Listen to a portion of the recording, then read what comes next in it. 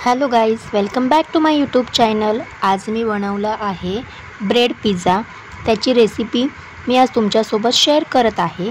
चला तर मग रेसिपीला स्टार्ट करूयात। ब्रेड पिझ्झा तयार करण्यासाठी लागणार आहे कांदा, शिमला मिरची, टोमॅटो हे बारीक करून घ्यायचे आहे। त्यानंतर एका कढईत तेल गरम झाल्यावर यामध्ये कांदा परतवून घ्यायचा आहे। त्यानंतर यात बारीक चिरलेली शिमला मिरची व टोमॅटो 2 ते 3 मिनिटे परतवून घ्यायचे आहे।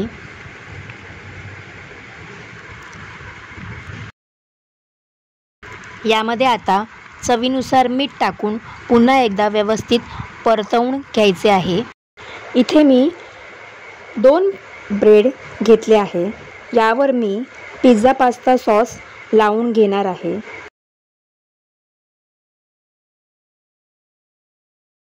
त्यानंतर टोमॅटो केचप लावून घेत आहे। यामध्ये आता कांदा, शिमला मिरची, टोमॅटो याचे मिश्रण नीट ब्रेडला लावणार आहे। यावर चीज स्प्रेड करून घ्यायचे आहे। यावर चिली फ्लेक्स आणि ऑरेगॅनो मी आता चवीनुसार स्प्रेड करून घेत आहे।